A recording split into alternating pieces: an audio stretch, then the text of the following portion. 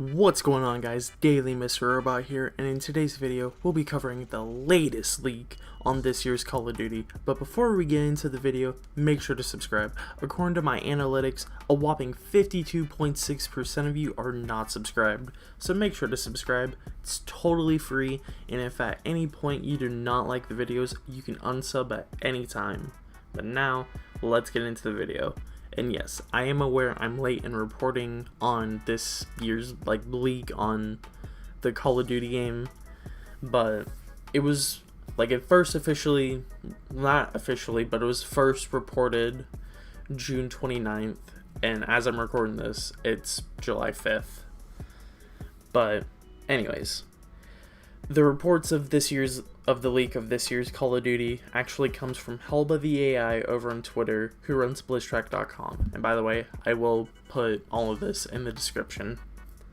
But Helba, said that when they were looking through the Battle.net files, they found this image of Slipstream next to Call of Duty 2021.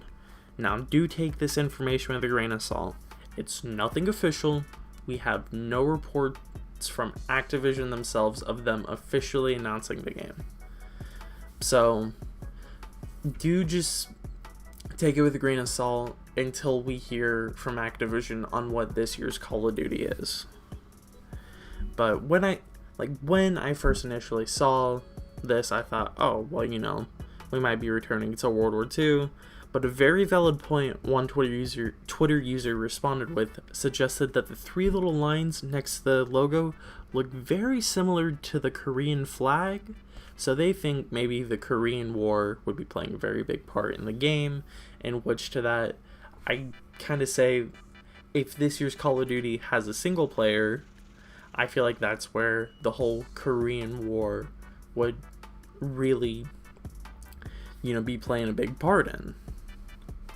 But regardless, I do think it's very interesting, also for the fact that, this would be the first Call of Duty where it would be the whole Korean War, because we've gotten World War II, futuristic, we've gotten all different types of Call of Duties.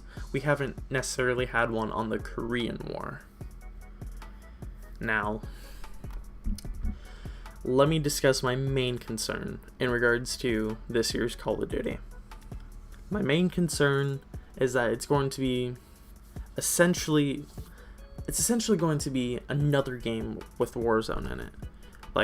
I'm totally aware that Warzone brought in a bunch of money for Activision, so they brought it over with integration for Cold War, and I mean, even the file size for Cold War is at now a ridiculous 219.8 gigabytes.